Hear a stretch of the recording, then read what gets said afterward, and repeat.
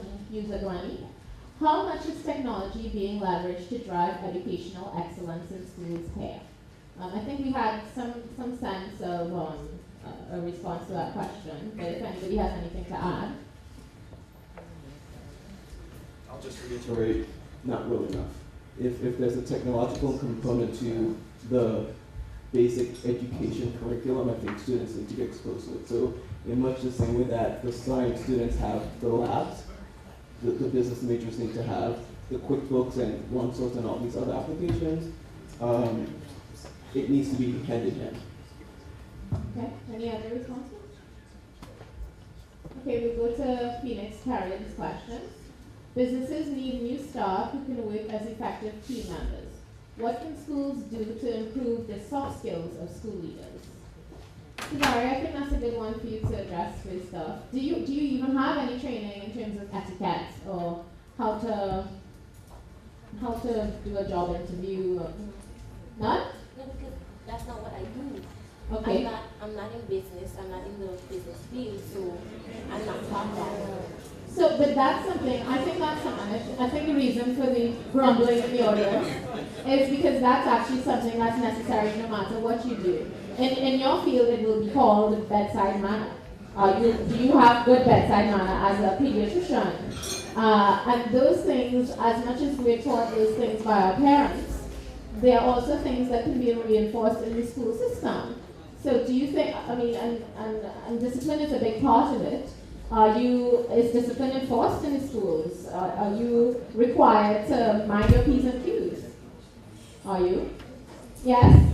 Well, that's good. Well, I think that what is lacking in the educational system, it can certainly bring up to speed with the extracurricular activities and organizations that we do have currently in the British Virgin Islands, such as Rotaract, there is Leo Club, there's a lot of different clubs and organizations, there's NSMH, which I was, formerly the chapter president at my university in Johnson & Wales. They just established a chapter here at HLSCC.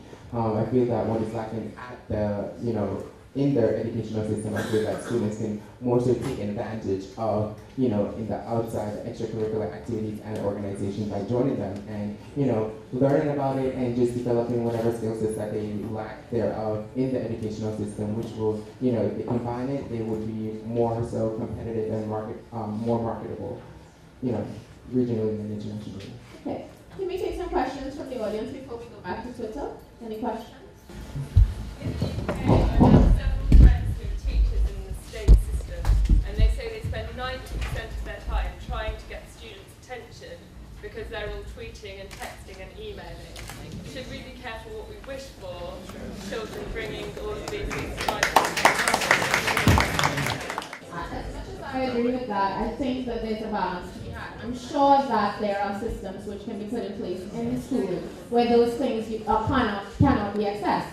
Because at my office, we can't access Facebook, we can't access Gmail on our desktop. I'm sure there are systems that can be put in place so that you can prohibit access to Twitter, Facebook, and all of those things on your device once you enter the campus. Is that correct, Gregory? That is correct. The same technology that is used in the workforce can be used in schools, and there are actually numerous technologies that are geared towards classroom and using technologies in schools. So definitely it can be. Yeah. So I'm not sure whether that is a good enough reason for us to prohibit students from using technology in schools, because we're putting ourselves at a great disadvantage if we're not keeping up to speed with technological development. I want to make one comment on that point as well. So every problem brings about a new solution. That solution brings about another problem. That problem brings about another solution, so forth and so on.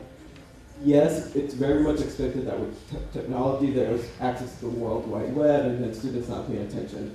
However, how different is that to the student that would draw in the back of their books all day when we were at pen and paper stage and not pay attention nonetheless? So each new solution has a challenge, and we just have to address it as it comes along. Problem solving and critical thinking, I come back to that a lot, is lacking in our schools. I remember a class at UE and Jeanette was saying, one of the things he's noticed with BBI students is that we fail to know how to apply logic. if it's not in front of us in black and white, we just don't know how to expand our knowledge and way of thinking and answering a question. And I think that is lacking in our schools. Be able to problem solve and think critically when you're facing a spot. So perhaps there's too much spoon feeding and rote learning and not enough creative thinking. Okay. Simon, just before you ask your question, I think that the thing is that we have to keep sight of what the end goal is. And the end goal is to create people who are functional in any capacity, in any job. If a child is in a school setting and is tweeting and Facebooking and all of that, the issue is not the device, the issue is discipline. And discipline starts at home. Sam. Thank you. I work in financial services here in the BVI. I'm an employer in financial services. It is very evident that our financial services industry here in the BVI is dominated by women. What can we do and what are we doing to have more young men coming up through the rank and into what is one of the pillars of our industry, to have more young men participating in the industry as well? Nothing wrong with the ladies, of course, but we want more young men. I think it's important that there is balance in the industry and that more young men are participating in the industry. I think we need more of you, Simon, making a presence in schools, asking that same question, encouraging our young men to get on board with financial services. And I would actually ask both Kesheem and Justin to answer that question. How were you able to break that mold of the young men not necessarily going as far as they can? What was it to you, and how do you think we can encourage other young men to do the same? Well, I feel that I was in this break mold because I just always had to hear improve, not being a statistic. Yes. With that said, like having that mindset and the culture in my household, I feel that it's not to say that the education system lacks thereof, but I feel that it's kind of one track because women. If you go genetically, I'm not going to go into that. But I feel that, what we need to give into account that there are different types of learners. So, if it's a one-track system and you're marking them against, what they're accustomed to or what their culture is, then they're automatically fail before they start. So I feel that, having the presence of, mentors and stuff in the school system, that works well. However, I feel that we need to diversify or, grading schemes or teaching techniques, etc., so that, we can make sure that everyone is ensured a fair chance. I would say we also have to pay attention to what motivates the sexes. What motivates a young male student is probably totally different to what motivates a young lady. And once we're able to tap into that, I think we can better tailor our recruitment strategies towards young men. I can say off the cuff, if you explain to young men how working in financial services is going to make him money, yes, it's very trivial, but if you can explain to him how that's going to make him money and allow him to live the lifestyle that he wants to live, you get lots of candidates. I'm pretty sure. Okay, so we have to appeal to what appeals to young men, and that's something that we need to do from schools. Kathleen. Good morning. Good morning. Like Omonike, I'm very passionate about education. I've been involved in the education system as a teacher at the college. Just two questions I'd like to ask the panel. What is the level of career guidance you have received? Because there seems to be a disconnect between person's perceived skills and what they want as a career. For example, there's a situation where a student identified that they wanted to get into the medical field. And when probed further about their likeness for science and mathematics, they said that they did not like mathematics. So here you have a situation where somebody wants to go into the medical field, but they're not exactly sure what skill set they need to actually enter that field. So in terms of the person student who is now in school, as well as those who have gone through the school system, do you think that there is enough guidance in terms of helping you identify, first of all, what your strengths are, what is your skill set, and how you can actually improve on that and where you fit into the job market? Also, we're focused a lot on, I guess, on some of the negatives of the BVI education experience. I'd like to hear from the panel also, because you all are successful, you all have achieved good things.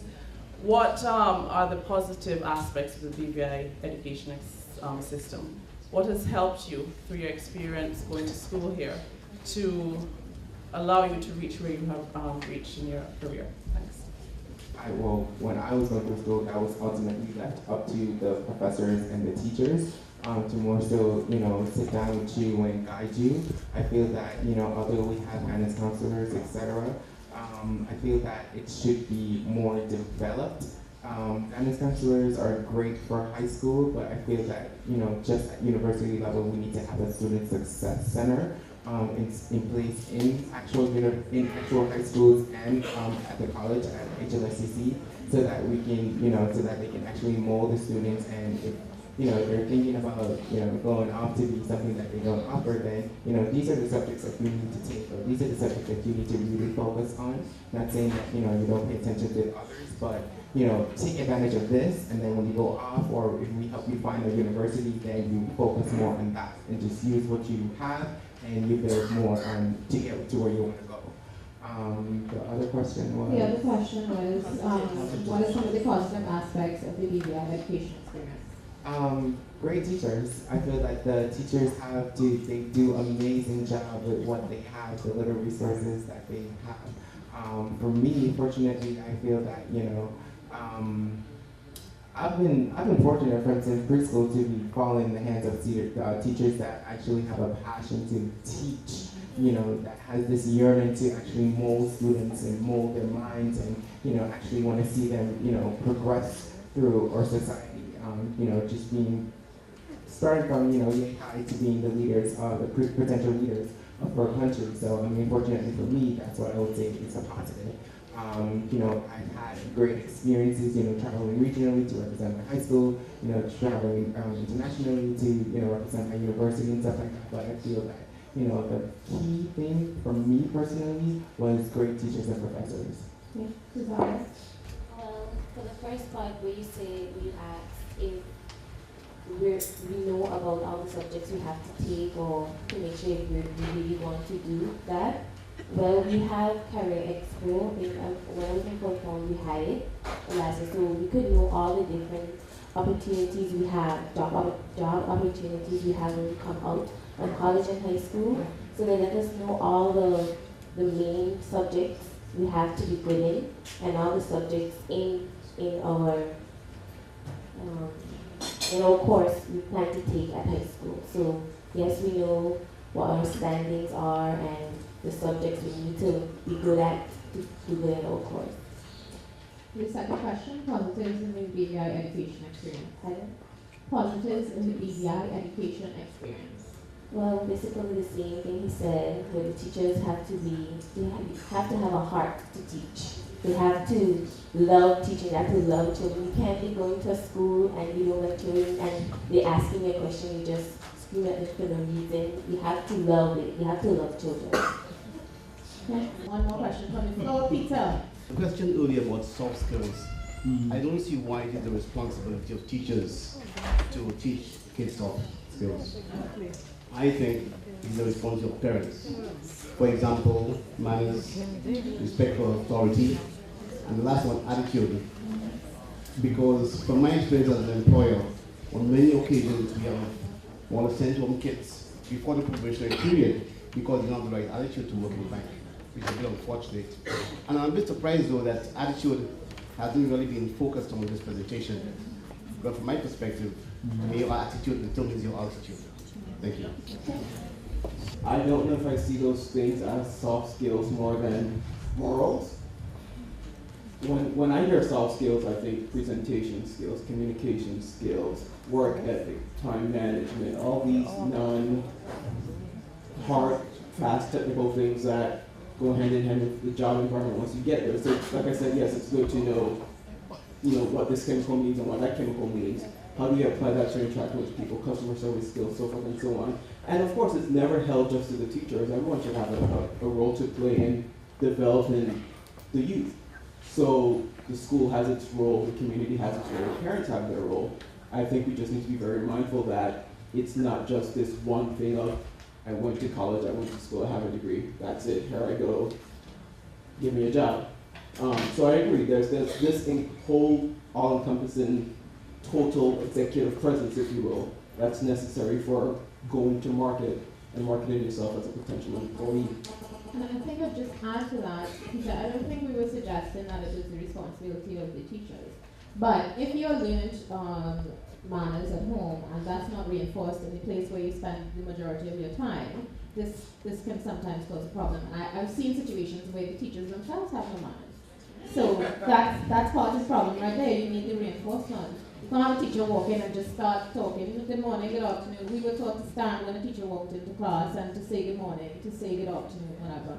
And sometimes you don't have that happening. So I think both the teachers and the parents have to work together to ensure that there's constant reinforcement of those soft skills, including discipline and attitude. Because I'm sorry, and to say, Cesare and I were chatting before, and Cesare gave me a situation where one of the teachers had more attitude. Just the stripping and the rolling of the neck and all that carrying on. That's not that. You teach students learn by what they see, and if they're seeing someone in authority doing things like that, they will think that it's okay. Good.